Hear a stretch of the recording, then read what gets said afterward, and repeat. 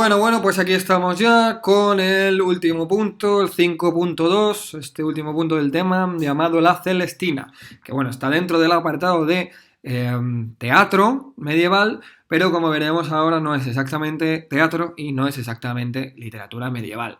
Esto de que no es exactamente literatura medieval, ya lo hemos dicho en varias ocasiones, en realidad es la puerta que se considera que está justo, digamos, en el medio, en la transición, esta que decimos que es paulatina, ¿no? Entre la Edad Media y el Renacimiento. Esta corriente cultural de recuperación, ¿no? Este renacer de la cultura clásica, que empieza, como bien sabéis, en torno al 300, a los 1300 del siglo XIV, en la Italia, ¿no? En la península itálica, y que se va expandiendo posteriormente de forma paulatina también a todo el resto de Europa. Dice aquí, esta obra aparece al final de la Edad Media, ¿bien? La primera edición que tenemos, la más antigua, data de la fecha de 1499, pero no es una versión completa, o por lo menos la que se nos ha conservado no está completa. La de versión definitiva parece ser la más antigua de las que se nos ha conservado, parece ser de 1502.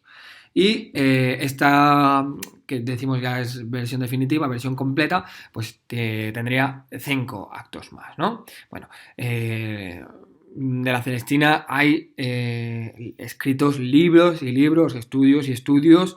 Es un tema apasionante, un problema filológico o varios problemas filológicos muy profundos y que tradicionalmente pues, han dado mucho que hablar a los filólogos a lo largo del tiempo, ¿no? Reunidos en una sola obra, ¿no? Por ejemplo, el problema que más nos interesa aquí, o les interesa en este texto, es el problema del género. Dice, aunque los críticos no se ponen de acuerdo, parece que más bien es una novela dialogada. O sea que no sería teatro. Por eso digo que está aquí en el apartado de teatro, pero no sería teatro. Sería más bien algo así como una novela dialogada o una historia para ser leída, podría ser, ¿no? Porque en realidad los personajes, es decir, quien habla, sí está encabezado, como si de teatro se tratase, ¿no? Lo que va a decir, pero en realidad nos dice aquí, no está destinada, parece ser, a la representación, no es teatro. Dice, por la excesiva duración de la obra, porque dura mucho, si se representase duraría muchísimo, y por la variedad de localizaciones interiores, exteriores, y por la dificultad que habría en la época de representar todo esto. Supuestamente, supuestamente. Hay algunos autores que están más del lado de defender que sea teatro, pero no es la tesis mayormente aceptada o la hipótesis más aceptada. Y por aquí nos complementa, ¿no? Con la otra visión. No es novela, porque no existe un narrador y porque no hay capítulos. Dice, los capítulos se llaman actos, actos como en el teatro, ¿no? Con lo cual, me gusta pensar en la teoría de que, pues efectivamente está hecho para la lectura en voz alta, ¿no? Varios actores, o varios lectores en este caso, pusieran una especie de representación pequeña ante un público en la plaza o a lo mejor quizá en un pequeño escenario, no una representación teatral con todo lujo, pero a mí me gusta pensar que sí está pensada para ser leída, ¿no? Digamos dramatizada, que se dice ahora, una lectura dramatizada, pues algo así me imagino yo, que no digo que tenga que ser así necesariamente, eso es lo que a mí personalmente me gusta pensar. Nos dice aquí, dice, una obra entre dos épocas. Dice, está a caballo, como veníamos comentando, ¿no? Entre el final de la Edad Media y el principio del Renacimiento. Presenta rasgos de las dos etapas. Dice, el desenlace, por un lado, es medieval, ¿no? Porque todo pecado lleva su castigo, ¿no? Esto tan típico del medievo. Dice, es la lujuria, el pecado capital, el que lleva a la muerte de todos los personajes, porque al final mueren todos. Es una especie de tragedia, ¿no? También la dicen tragicomedia, ¿no? De Calixto y Melibea, ¿no? Pues también tiene un poco de tragedia y un poco de comedia. Bueno, sobre todo por los personajes, que algunos son nobles, pero otros no, otros son de baja estofa, como suelen decir.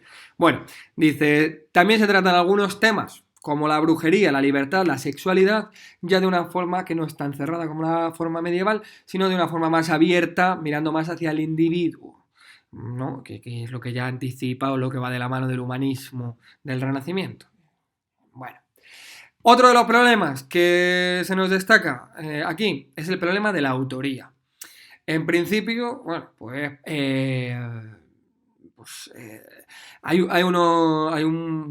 los prolegómenos, ¿no?, de la obra, lo que hemos llamado en clase paratextos, lo que va antes del cuerpo de la obra, pues hay unos paratextos, unos textos que la preceden, y entre esos textos que la preceden hay unos versos en los que nos dice que el bachiller Fernando de Rojas, nacido en la Puebla de Montalbán, de forma acróstica, ¿no?, esos versos acrósticos, que los leeremos en clase o los buscaremos para leerlos, se nos explica cómo el autor es el tal Fernando de Rojas, el bachiller Fernando de Rojas, nacido en la Puebla de Montalbán, que es un pueblecito de Toledo, nos dice ahí, hacia 1470. Dice, posiblemente en una familia de judíos conversos.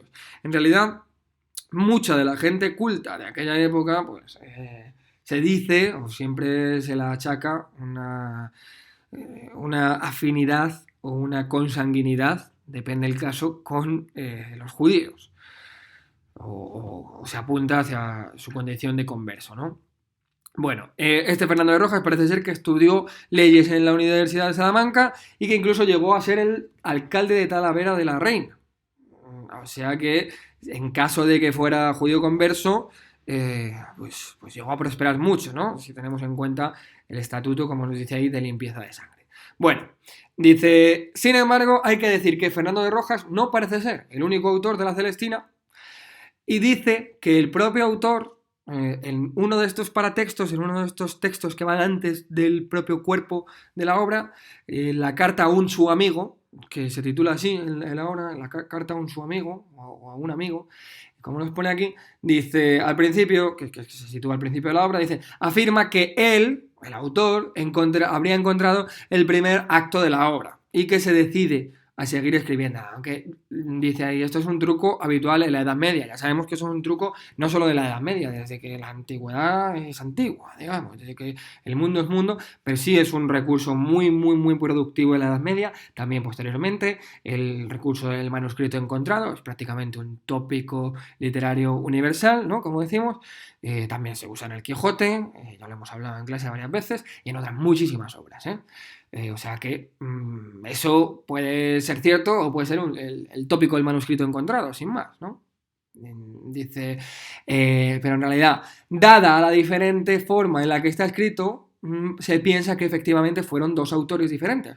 Que también podríamos pensar, como decía un alumno hace unos años, ¿no?, en una clase, decía, y es que no puede ser que el propio Fernando Rojas haya fingido que el primer acto lo habría escrito otra persona, habiéndolo escrito diferente, y luego también finja que él continúa escribiéndolo y que finja que es otra mano, digamos, que habría utilizado un estilo menos pulido para la primera parte y ya un estilo más pulido para la siguiente, para hacer más verosímil, ¿no?, esa fantasía del manuscrito encontrado. Bueno, pues podría ser. A mí me gustó mucho esta interpretación, desde luego que podría ser, ¿no? ¿Por qué no?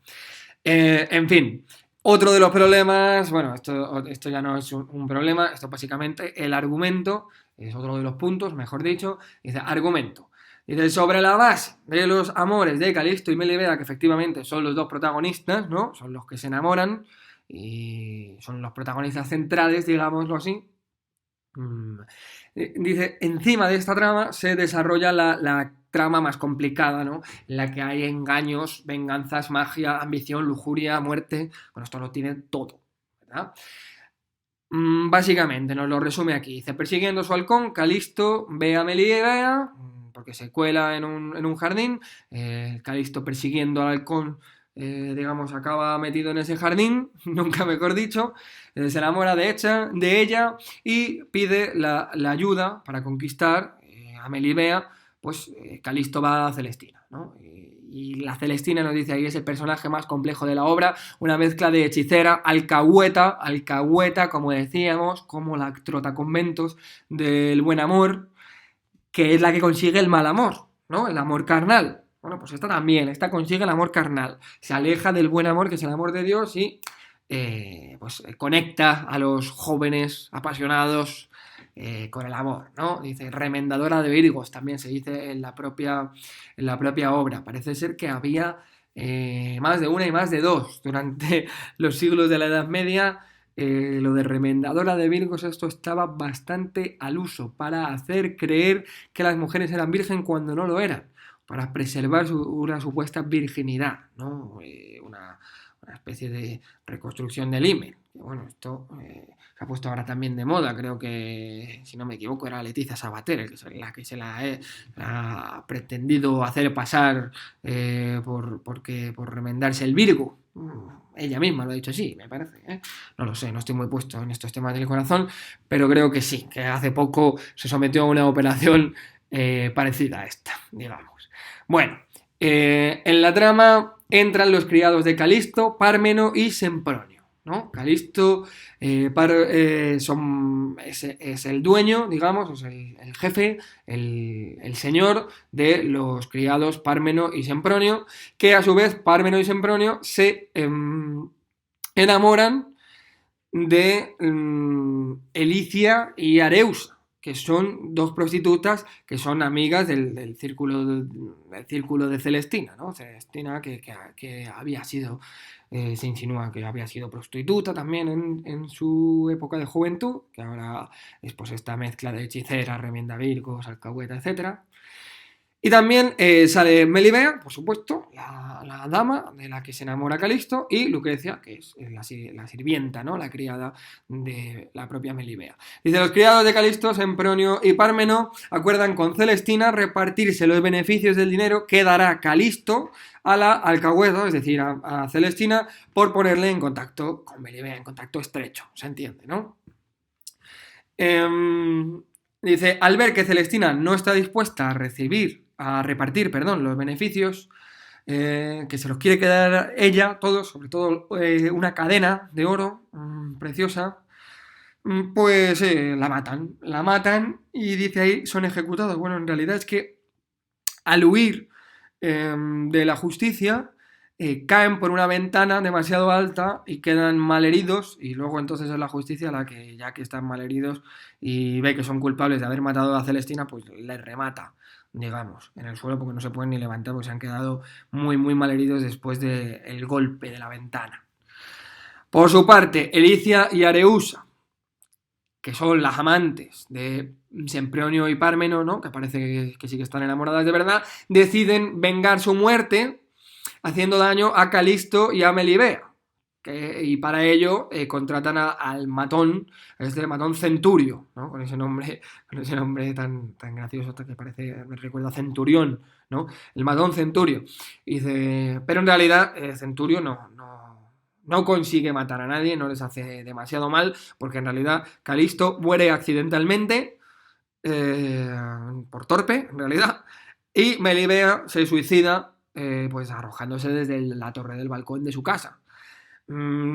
Cuando Melibea pues se suicida, llega a su padre, Pleberio, nos dice ahí, y pues llora por la pérdida y por todo lo que ha ocurrido, que al final es porque los jóvenes se dejan llevar por el amor, por el mal amor, digamos, como se diría en la otra obra, ¿no? En la obra del buen amor, de Juan Ruiz. En este caso, es la Celestina de Fernando de Rojas, no os olvidéis, atribuida por lo menos a Fernando de Rojas, o firmada en los versos acrósticos por él. Bueno, para acabar, venga, los temas. Los temas son muchos temas que se abordan en esta obra, pero podríamos destacar los siguientes. Por un lado, los peligros del amor cortés, ¿no? Que es lo que veníamos comentando. En el propio prólogo ya la obra dice, esto es para que los jóvenes no consuman tanta literatura de amores, tanta literatura de amor cortés, porque luego pasa lo que pasa, acaban todos locos de la cabeza, locos de amor y encima suicidándose. Bueno, pues efectivamente es lo que pasa aquí en esta obra también. Se suicida la gente por amor, muere por amor y otros se suicidan. Bueno, el ingenio. Los personajes de las clases sociales más bajas claramente tienen que agudizar su ingenio, ¿no? Ya lo dice el dicho castellano. Dice, el hambre agudiza el ingenio. Bueno, pues aquí efectivamente pasa lo mismo. Dice, los personajes de clases sociales más bajas hacen gala de un ingenio muy superior al de las clases altas, que parecen ser medio tontos y medio torpes, como es el caso de Calisto, que no es que sea medio tonto solo, sino que además parece ser medio torpe, porque encima se mata, se mata por accidente, ¿no? El pobre se tropieza y se muere, vaya. Y hay que estar alerta ante las manipulaciones de los personajes de las clases sociales más bajas, sobre todo del círculo de la Celestina, de la propia Celestina, y sobre todo también de Parmeno y Sempronio, claro. Otro de los temas importantísimos de esta obra dice la educación de la mujer. Se critica mucho la falta de preparación de las doncellas frente a los peligros de la vida. Frente a los engaños, sobre todo las doncellas, pues al no ser instruidas, tienen muy poco acceso a la cultura, pues las pobrecillas son engañadas fácilmente, vamos a decirlo así. Y advierte de que los padres deberían enseñarles mejor, claro, deberían educarlas para que no se enfrenten a la peor pérdida de todas. Dice ahí, a la pérdida que en aquel momento, pues socialmente está muy en un lugar muy importante. La pérdida de la honra, o la propia honra, ¿no? El honor, la honra. Ligada mucho también a la virginidad de las hijas. Bueno, esto ya lo hemos hablado varias veces y lo seguiremos hablando a lo largo del curso, en las clases. Y por último, dice la codicia, una de las ideas claves de la obra, codicia, pecado capital, junto con la lujuria, ¿no? También pecado capital. Dice, todos los personajes ansían conseguir a toda costa más de lo que tienen, siempre más de lo que tienen, y eso es lo que les acaba llevando pues a la tragedia final, como decíamos. En fin, aquí hemos acabado este tema de literatura medieval. Espero que leáis todos los textos y espero que, como sabéis, me entreguéis todos antes del 28 de enero el resumen de este tema de literatura medieval. Muchas gracias y sed felices. Hasta otra.